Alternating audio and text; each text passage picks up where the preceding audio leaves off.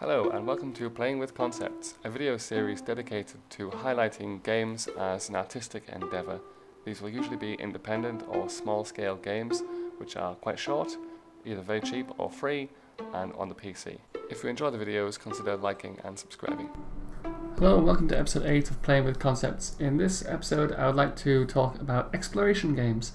One of the things that a lot of people who don't play video games assume is that in most of them there's lots of high octane action, and the normal way one interacts with the environment in the game is by shooting things or driving around, and lots of action, and generally speaking that's about all there is.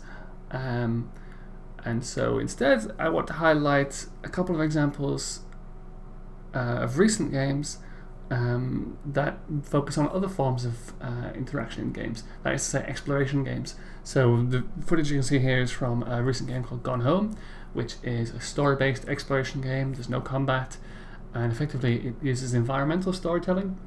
That is to say, there's no narrative, there's no narration necessarily, there doesn't have to be any dialogue.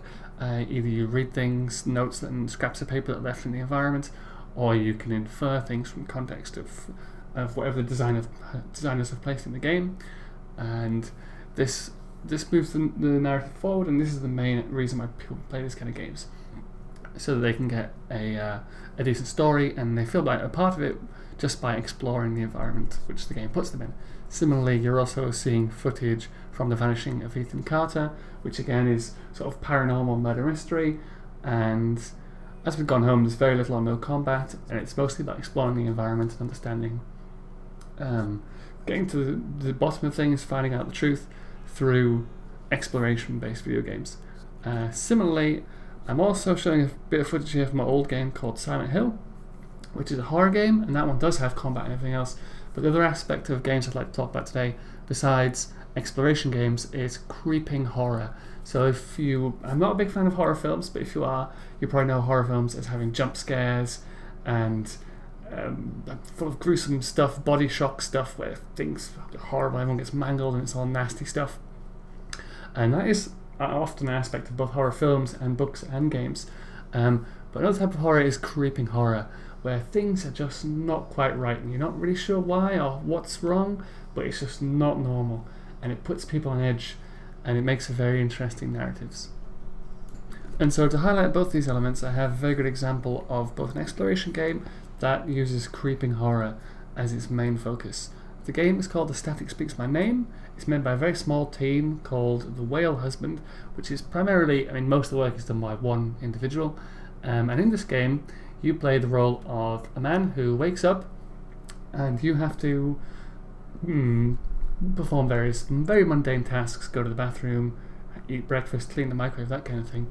And as with novels and film, in this game you have to complete the objectives if you want to go further in the game, so you are very much along for the ride with the protagonist. And as you perform these mundane objectives, you are forced to move around in the environment, and you do notice, using this environmental storytelling, you do notice things are strange around this house. This person is obviously deranged. The character you play is obviously suffering from at least one form of mental illness, probably several. They're really losing it.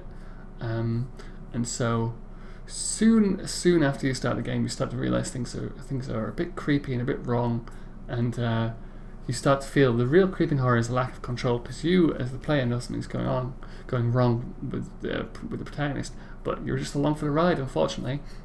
And there are multiple endings to this game depending on how you play it, and I will give you a fair warning. There is pretty overt references to suicide. In fact, that's how you do end the game, by killing yourself. And so it's a very good example of not only creeping horror, step by step. At one point it just clicks in your head that, oh, this is wrong.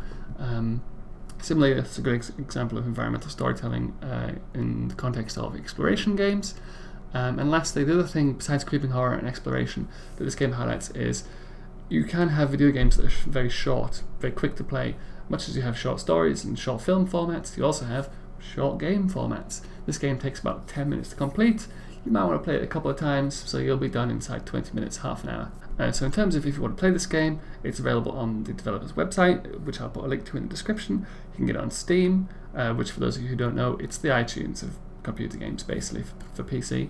And it doesn't cost anything. They do ask for donations if you enjoy it. But there you go, it's a very good example of creeping horror and exploration games. So I hope you found that review informative. If you do play it, I hope you enjoy it, and good luck out there. Cheers.